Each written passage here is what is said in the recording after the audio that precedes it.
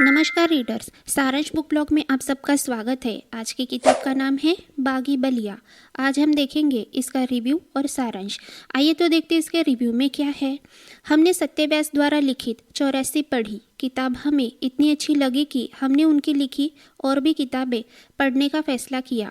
इसी फैसले के तहत उनकी तीसरी किताब पढ़ी जिसका नाम है बागी बलिया। राजनीति पर आधारित है लेखक सत्यव्यास का प्रस्तुत उपन्यास बागी बलिया। इस उपन्यास में उन्होंने दोस्ती, धोखा, प्यार, इन सारे मानवीय मूल्यों को और छात्र संघ चुनाव, भरपूर राजनीति से जुड़े हुए प्रसंगों को बहुत ही अच्छे से बताया है। पूरे उत्तर भारत में राजनीतिक क्षेत्र में युवाओं की भूमिका को प्रदर्शित करती यह किताब है। किताब आपको राजनीतिक हिंसा और कॉलेजों की वास्तविक दशा से रूबरू कराती है। इसमें देहाती भाषा का भी भरपूर उपयोग हुआ है। किताब के कुछ प्रसंग आपको खूब हंसाते हैं तो कुछ आपको गंभीर होने पर मजबूर कर देते हैं। उन्होंने सारे किरदारों जैसे कि संजय, रफीक, उज़्मा, झुन्नू भैया, अनुपम राय, इन सब को पाठकों के सामने अच्छे से रिप्रेजेंट किया है। कहानी काफ़ी रोचक है, अंत तक आपको किताब से बांधे रखती है। पढ़ते वक्त आप एक भी पन्ना मिस नहीं करना चाहेंगे और किताब पढ़े बगैर नीचे रखने की इच्छा भी नहीं होगी। बहुत ही अच्छी किताब है, ज़रूर पढ़ें। लेखक का लिखने का अंदाज बहुत ही अच्छा है। उनकी कहानियाँ पहले तो सामान्य होती है, जो विनोदी रंग लिए हुए हल्की फुल्की और मज़ेदार होती है। बाद में वह एक सीरियस मोड़ ले लेती है। प्रायः यह कोई सामाजिक मुद्दा ही होता है। उनकी कहानियाँ युवाओं पर आधारित होती है। लगता है कि उन्होंने बहुत पढ़ाई के साथ साथ पवित्र धर्म ग्रंथों का भी अध्ययन किया है। उनके रचित किरदारों से यह पता चलता है। उन्हें शायद शेरो शायरी और कविताओं का भी बहुत शौक है, क्योंकि उनकी किताबों में अध्यायों के नाम कविता या शायरी में होते हैं। हमें उनकी लिखी किताबें बहुत अच्छी लगी, इसीलिए तो एक के बाद एक उनकी ही किताबें पढ़े जा रहे हैं।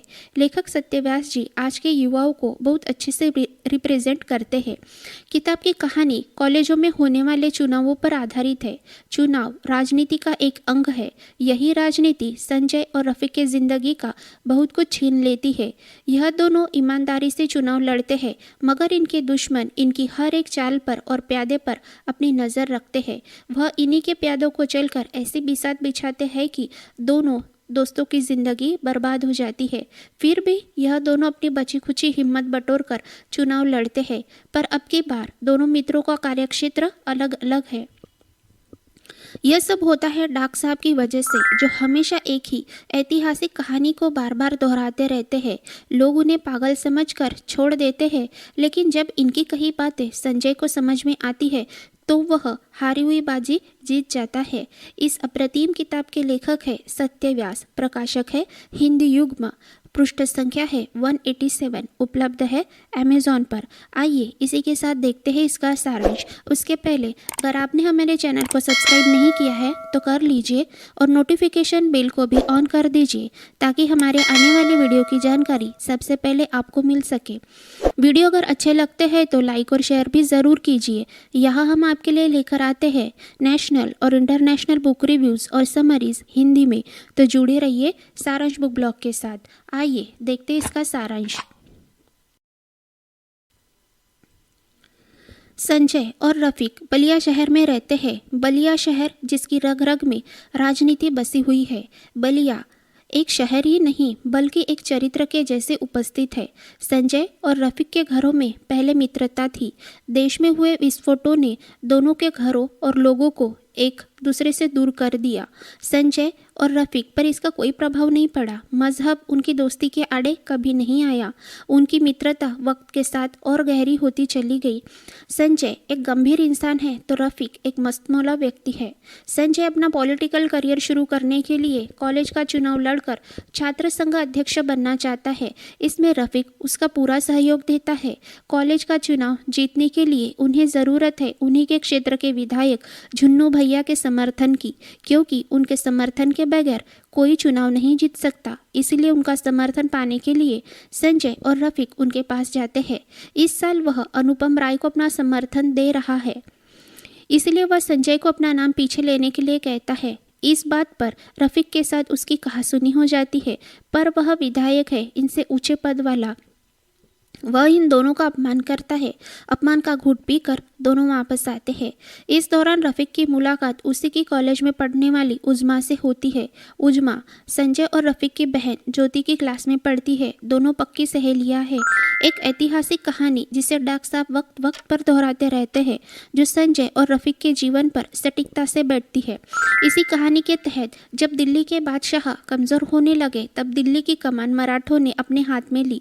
उन्होंने हुकूमत करने के बजाय राजनीति करने का फैसला किया। वैसे ही डॉक्टर साहब के हिसाब से अध्यक्ष पद का चुनाव रफ़ीक ने लड़ना चाहिए और राजनीति संजय ने करनी चाहिए। ऐतिहासिक कहानी में जब गुलाम कादिर खान दिल्ली के लाल किले में आता है, तो उसकी सुंदरता पर बहुत सारी शाही महिलाएं मोहित हो जाती है। यह बादशाह को बहुत नागवार गुजरता है, इसलिए फिर बादशाह उसका बार बार अपमान करता है। गुलाम कादिर खान हर बार अपमान का घूंट पीकर रह जाता है और वह आगे जाकर सबका बदला लेगा। वह यह करता भी है, इसलिए वह शहजादियों को अपने जाल में फंसाकर बादशाह से बदला लेता है। अब संजय और रफ़ीक के जिंदगी में गुलाम कादिर खान है अनुपम राय। वह भी दिखने में बहुत सुंदर है। बादशाह की तरह ही रफ़ीक भी अनुपम राय का हमेशा अपमान करता है। अनुपम राय भी अपमान की आग में सुलगता रहता है। रफ़ीक के जिंदगी में दो शहजादियाँ हैं, एक है उसका प्यार उज़्मा और दूसरी उसकी और संजय की बहन ज्योति। अब रफ़ीक के जिंदगी की वह शहजादी कौन है जिसे मोहरा बनाकर और उसकी ज़िंदगी तबाह कर अनुपम राय अपना बदला लेता है? यह तो आपको किताब पढ़कर ही जानना होगा। डॉक्टर साहब पागलपन में ही सही संजय को सही राजनीति सिखाते हैं।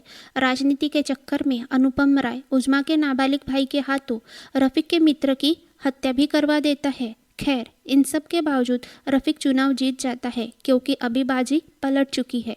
बादशाह तो रफ़ीक है, लेकिन राजनीति संजय के हाथ में है। इसके बाद घटनाएं बहुत तेज़ी से आगे बढ़ती है और नए नए राज खुलते जाते हैं।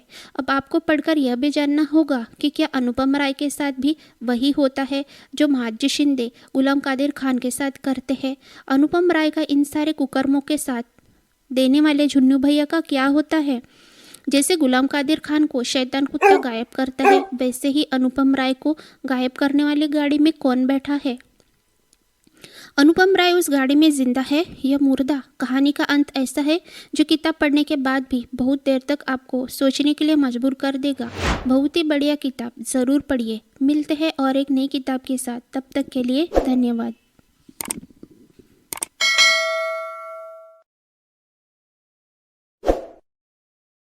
Story number 28। आस्तिक मुनि ने सर्पों की जान कैसे बचाई? नागराज तक्षक से बदला लेने के लिए महाराज जन्मेजय ने सर्पयज्ञ करने का निश्चय कर लिया। इस सर्पयज्ञ का निर्माण देवताओं ने पहले से ही महाराज जन्मेजय के लिए कर रखा था। उस यज्ञ का अनुष्ठान सिवाय महाराज जन्मेजय के कोई नहीं कर सकता था। फिर क्या, महाराज जन्मेजय ने यज्ञ के लिए सारी सामग्री जुटाने की आज्ञा दे दी। ऋषि मुनियों ने शास्त्रीय विधि के अनुसार यज्ञ मंडप बनाने के लिए वहां की जमीन नाप ली। उन्होंने विधि पूर्वक यज्ञ मंडप बनाया जो सारी यज्ञ सामग्रियों से युक्त था। यज्ञ की सारी तैयारियां होने के बाद अब जब महाराज यज्ञ के लिए दीक्षा लेने ही वाले थे, तभी वहां वास्तुशास्त्र के पारंगत विद्वान और बुद्धिमान शिल्पवेत्ता सूत जी आ गए। उन्होंने कहा, जिस स्थान और समय में यह यज्ञ मंडप मापने की क्रिया आरंभ हुई है, उसे देखकर यह लगता है कि एक ब्राह्मण को निमित्त बना यह यज्ञ पूर्ण न हो सकेगा। यह सुनकर महाराज जन्मेजय ने दीक्षा लेने के पहले ही एक सेवक को बुलाकर आदेश दिया कि मुझे बताए बगैर किसी भी अपरिचित व्यक्ति को इस यज्ञ मंडप में प्रवेश न करने दिया जाए। इसके बाद यज्ञ शुरू हो गया। सब लोग अपने अपने काम में लग गए। उस यज्ञ में सर्पों का नाम ले लेकर आग के मुख में होम होने लगे। वैसे वैसे नाम लिए हुए सर्प तड़फड़ाते और करुण स्वर में एक दूसरे को पुकारते हुए उस प्रज्वलित अग्नि में टपाटप गिरने लगे। इस प्रकार अरबों की संख्या में सर्प नष्ट हो गए। जब नाराज तक्षक ने यह सुना कि महाराज जन्मेजय ने सर्प यज्ञ के लिए दीक्षा ली है, तो वह इससे घबराकर देवराज इंद्र के महल में चले गए। इस प्रकार उसने देवराज इंद्र की शरण ली। देवराज इंद्र ने भी नागराज तक्षक को सांत्वना दी कि उसे यह कोई भय नहीं है। यज्ञ अभी भी चल ही रहा था। सर्पों का अब थोड़ा ही परिवार बच गया था। इससे नागराज वासुकी बहुत चिंतित हुए। यज्ञ के प्रभाव के कारण उनके भी अंगों में जलन हो रही थी, दिशाएं नहीं सूझ रही थी, वे शिथिल हो रहे थे और उनको चक्कर आ रहा था। उनको लग रहा था कि आज यज्ञ की अग्नि में वह भस्म हो जाएंगे। इस स्थिति में उन्होंने अपनी बहन जरत्कारु को बुलाकर आस्तिक को सब कुछ बता देने के लिए कहा। उसके बाद उन्होंने कहा कि आस्तिक को यज्ञ बंद करवाने के लिए भेजना चाहिए। जरत्कारु ने ऐसा ही किया। फिर आस्तिक मुनि स्थिति का गांभीर्य जानकर और अपने मामा वासुकी को सांत्वना देकर जल्दी ही यज्ञ मंडप की ओर चल दिए। वे जल्दी ही वहां पहुंच गए। जैसे ही वह यज्ञ मंडप में प्रवेश करने लगे, वैसे ही द्वारपालों ने उन्हें रोक दिया। फिर भी उन्होंने क्रोध नहीं किया। वे बाहर रहकर ही यज्ञ की स्तुति करने लगे। यज्ञ की स्तुति मतलब महाराज जन्मेजय, ऋषि मुनि, सदस्य और अग्निदेव की स्तुति। उनके इस स्तुति से उपर्युक्त सारे लोग प्रसन्न हो गए। इस पर महाराज जन्मेजय बोले, है तो यह बालक, लेकिन बातें वृद्धों जैसी करता है, इसलिए मैं इसे वर देना चाहता हूँ। आप लोगों की क्या राय है? सब लोग कहने लगे कि यह बालक ब्राह्मण होने के साथ साथ विद्वान भी है, इसलिए इसे वर मिलना चाहिए। लेकिन उसके पहले हमें तक्षक नाग को जैसे भी हो पहले इस अग्नि तक पहुंचाने का उपाय करना चाहिए। जब तक्षक की बात निकली तो अग्निदेव ने ब्रह्मर्षियों को बताया कि ये तक्षक तो इंद्रदेव के भवन में जा छुपा है। इस पर महाराज जन्मेजय संतप्त हो उठे। उन्होंने अग्नि में आहुति देने वाले ऋषियों से कहा कि तक्षक का इंद्रदेव सहित आवाहन किया जाए। अब मंत्रों द्वारा दोनों को बुलाया जाने लगा। इंद्रदेव स्वतः अपने विमान पर बैठकर आकाश मार्ग में चल पड़े। तब तक्षक नाग उनके ही उत्तरीय में यानी कि हाथ पर लपेटे जाने वाले दुपट्टे में छुपा हुआ था। इधर महाराज जन्मेजय क्रोध के मारे आग बबूला हो रहे थे। इसी क्रोध में उन्होंने कहा कि यदि तक्षक नाग इंद्र के विमान में छिपा हुआ है तो उसे इंद्र के साथ ही अग्नि में गिरा दो। जैसे ही होता ने तक्षक के नाम की आहुति अग्नि में डाली, वैसे ही इंद्र सहित तक्षक नाग आकाश में दिखाई देने लगे। उस यज्ञ को देखते ही इंद्रदेव बहुत डर गए। वह तक्षक नाग को वहीं छोड़कर बड़ी हड़बड़ी में अपने महल लौट गए। इंद्र के चले जाने पर तक्षक नाग मंत्र शक्ति द्वारा अग्नि के पास आने लगा। आहुति देने वाले ऋषि महात्माओं और बाकी सदस्यों को लगा कि यह यज्ञ विधिवत संपूर्ण हो रहा है। तब तक महाराज आस्तिक को मनोवांछित वर दे दे। जिस समय तक्षक नाग अग्नि में गिरने ही वाला था, तभी आस्तिक मुनि ने सही मौका जानकर राजा से वर मांगा कि तुम्हारा यह यज्ञ बंद हो जाए और अब इसमें और सर्प न गिरने पाए। इस पर महाराज जन्मेजय बड़े खिन्न होकर बोले कि आप मुझसे कोई और चीज मांग ले, लेकिन मेरा यह यज्ञ बंद नहीं होना चाहिए। आस्तिक मुनि कहते है कि मेरी यही इच्छा है कि तुम्हारा यह यज्ञ बंद हो जाए, जिससे मेरी माता के कुल का कल्याण हो। महाराज के बार बार विनती करने पर भी आस्तिक मुनि अपनी बात से टस से मस नहीं हुए। फिर सारे सभासदों के जोर देने पर महाराज ने कहा, आस्तिक ने जैसा कहा है वही हो। यह यज्ञ कर्म समाप्त किया जाए। नागगण कुशल पूर्वक रहे और यह आस्तिक प्रसन्न हो। साथ ही सूची की कही हुई बात भी सत्य हो। इसके साथ ही वह यज्ञ बंद हो गया। क्या आप जानते हैं कि यह सर्प यज्ञ आज से लगभग 3000 ईसा पूर्व तक्षशिला में हुआ था। तक्षशिला हस्तिनापुर का ही एक भाग था। महाराज जन्मेजय हस्तिनापुर के महाराज थे। हस्तिनापुर ही आज की दिल्ली है।